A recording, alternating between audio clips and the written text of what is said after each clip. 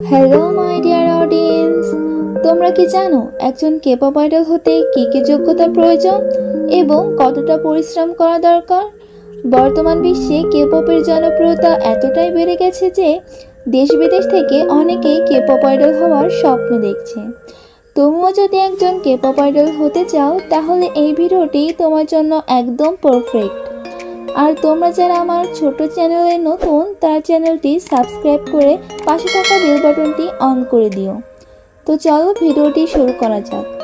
একজন K pop idol হওয়ার জন্য যে বিষয়টি সবচেয়ে আগে খেয়াল রাখা হয় সেটি হলো বডি ফিটনেস। অর্থাৎ তোমরা যদি কেপপের অডিশন দিতে চাও তাহলে অবশ্যই তোমাদের বডি ফিটনেস ভালো থাকতে হবে এবং ওয়েট কম হতে হবে। যদি কেউ অতিরিক্ত মোটা হয় তাহলে সে প্রথম স্টেপেই বাদ পড়ে যাবে। আর যদি তোমার বডি ফিটনেস ও ওয়েট ঠিক থাকে তাহলে তুমি পৌঁছে যাবে পরের স্টেপে দেখা হবে তোমার ভিতর কী কী স্কিল আছে, তুমি দেখতে কেমন ও কতটা সুন্দর। এরপর থাকতে হবে তোমার কনফিডেন্স। তুমি যদি মনে করো যে আমার কোনো স্কিলই নেই তাহলে তুমি কখনোই একজন কেপপ আইডল হতে পারবে না। আমরা যদি সবচেয়ে ফেমাস কেপপ গ্রুপ বিটিএস অথবা ব্ল্যাকপিঙ্কের মেম্বার্সের দিকে তাকাই তাহলে আমরা দেখতে পাবো এরা কিন্তু খুব ছোট থেকেই সং রাইটিং, ডান্স প্র্যাকটিস ও সিঙ্গিং করা শুরু করছিল, যার ফলে এরা খুব সহজেই কেপপের অডিশনে সিলেক্ট হয়ে গেছিল। তাই একজন কেপপ আইডল হতে হলে আগে থেকেই song writing, singing, dance practice সহ ইত্যাদি বিষয়ে ডেপ্থ হতে হবে। তুমি যদি এই দুটি স্টেপই পার করতে পারো তারপর শুরু হবে তোমার ট্রেনিং। তুমি যদি একজন ট্রেনি হিসেবে সিলেক্ট হয়ে যাও তাহলে তোমাকে একটি কঠিন ধাপ পার করতে হবে, সেটি হলো এই ট্রেনিং। কারো কারো ক্ষেত্রে এই ট্রেনিং কয়েক মাস, আবার কারো কারো ক্ষেত্রে কয়েক বছর পর্যন্ত হয়ে থাকে। ট্রেনিং টাইমে খুব সকালে ট্রেনিদের ঘুম থেকে উঠতে হবে। যদি কারোর স্কুল থাকে তাহলে স্কুলে যেতে হবে, এরপর ফিরে এসে আবার প্র্যাকটিস করতে হবে। একজন ট্রেনিকে প্রতিদিন প্রায় 18 থেকে 20 ঘন্টা পর্যন্ত প্র্যাকটিস করতে হবে, যেটি খুব কষ্টকর ও ধৈর্যের ব্যাপার। ট্রেনিং চলাকালীন সময়ে অনেক ট্রেনাররা তো হার মেনে নেয়। একজন কেপপ আইডলের প্রচুর পরিমাণ ডায়েট করতে হয় যেন তার ওজন বেড়ে না যায়। যে পরিমাণ তারা প্র্যাকটিস করে সে পরিমাণ তাদের খাবার দেওয়া হয় না, কারণ যেন তাদের বডি ফিট থাকে। অনেক এক্সারসাইজ করার ফলে তাদের ওয়েট দিন দিন কমতে থাকে। কেউ চাইলে অতিরিক্ত খেতে পারে না।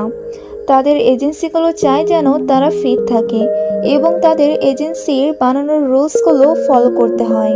ট্রেনিং অবস্থায় একজন কেপপ আইডলকে অনেক ধরনের প্রবলেম ফেস করতে হয়। এমনিতেই সেখানকার রুম ও ওয়াশরুমগুলো পরিষ্কার পরিচ্ছন্ন থাকে না, তারপর অনেকজনকে এক রুমে থাকতে হয়। এরপরে আসে রিলেশনশিপ বা ডেটিং। একজন কেপপ আইডল চাইলে রিলেশনশিপ বা ডেটিং করতে পারবে না। ডেবিউ করার আগে সকল আইডলকে একটি কন্ট্রাক্টে সাইন করতে হয়, আর সেটি হলো কেউ চাইলে রিলেশনশিপে যেতে পারবে না। অনেক কেপপ আইডলরা এই রুলসটি ব্রেক করে ফেলেছে, এর ফলে তাদেরকে গ্রুপ থেকে বের করে দেওয়া হয়েছে। একজন কেপপ আইডলকে অবশ্যই কোরিয়ান ভাষায় পারদর্শী থাকতে হবে। এছাড়াও ইংলিশ, জাপানিজ এবং চাইনিজ ভাষাও জানতে হবে। শুধু কেপপ আইডলকেই নয়, যারা সাউথ কোরিয়ায় আসতে চায় তাহলে তাদের সকলকেই কোরিয়ান ভাষা জানতে হবে, কেননা কোরিয়ানরা তেমন একটা ইংলিশে পারদর্শী নয়। তুমি যদি একজন প্রফেশনাল কেপপ আইডল হতে পারো তাহলে তোমাকে প্রথমে খুব অল্প পরিমাণে পেমেন্ট দেওয়া হবে, কারণ ট্রেনিংয়ের টাইমে যে পরিমাণ টাকা খরচ করেছে কোম্পানিগুলো সেই টাকাটা কেটে রাখবে, তারপর সবাইকে ফুল পেমেন্ট করা হবে। এছাড়াও কেপপ আইডলরা যে পরিমাণ টাকা ইনকাম করে তার বেশিরভাগগুলোই এজেন্সিগুলো নিয়ে নেয়।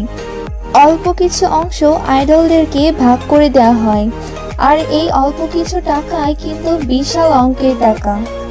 প্রথম দিক থেকে আইডলরা সাধারণত সাইবার বুলিংয়ের শিকার হতে পারে এবং তাদের সম্পর্কে বাজে কমেন্ট আসতে পারে। অনেক আইডলদের তো আবার মৃত্যুর হুমকিও দেওয়া হয়, যেমন বিটিএস মেম্বার জেহোপ এবং সুগার ক্ষেত্রে হয়েছিল।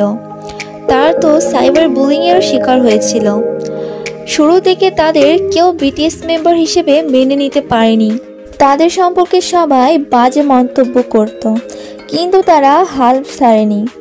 তারা তাদের হার্ডওয়ার্ক, পারফরমেন্স ও স্কিল দিয়ে ধীরে ধীরে জিতে নিয়েছে কোটি কোটি মানুষের ভালোবাসা। এভাবেই বিষণ্ণতা, হতাশা, শারীরিক ও মানসিক কষ্টকে হার মানিয়ে নিয়ে যেতে পারলেই তুমি হতে পারবে একজন কে-পপ আইডল। সো ফ্রেন্ডস, এই ছিল আজকের ভিডিও। আর তোমাদের মধ্যে কে কে কে-পপ আইডল হতে চাও তারা কমেন্ট করে জানিয়ে দাও। পরের ভিডিওতে দেখা হচ্ছে। Bye bye.